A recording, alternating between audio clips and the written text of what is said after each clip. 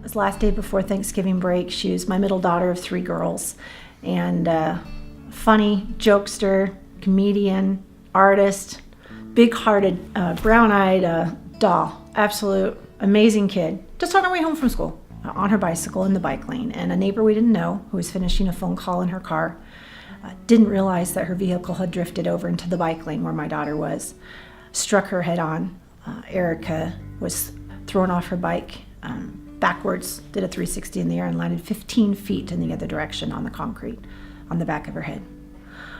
She didn't have a chance, and she died of a severe brain injury 2 days later on Thanksgiving Day. Absolutely devastating my family. Brandon was 20 years old, and he was with some friends.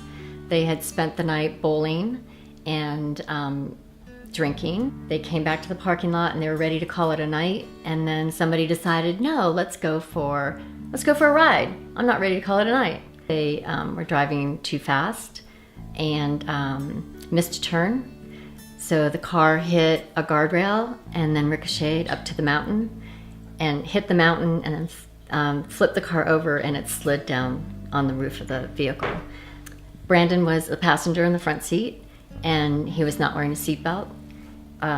The driver, Paul, he was not wearing his seatbelt either, and both of them were ejected from the car and died at the scene. Losing our daughter was something no parent should have to go through, and that was the position that we were put in. Guts of Grief to me is an opportunity for people to come together with others who've been through a loss just like them. Circumstances don't matter. We are all in a club we never wanted to join.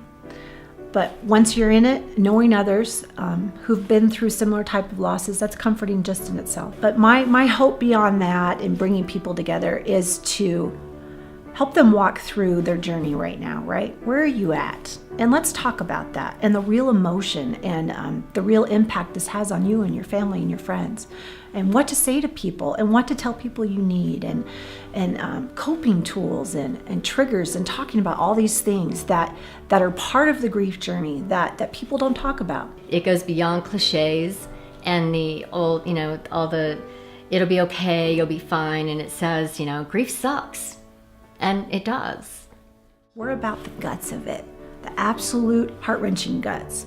And it's hard to talk about it, but in the end, our goal, Amy and I's goal, is to educate people and have them leaving our event that day feeling like they've got hope. I'm 10 years out from the loss of my son. See that there is some hope, and there is a way through this. It never ends. But there's hope that it will get better and you can find pockets of peace. And if you have the knowledge that you need to empower you to better cope with and process the grief that you're going through, then you're going to get through it. And you're going to survive, and you're going to thrive in life again. That's what we hope to accomplish.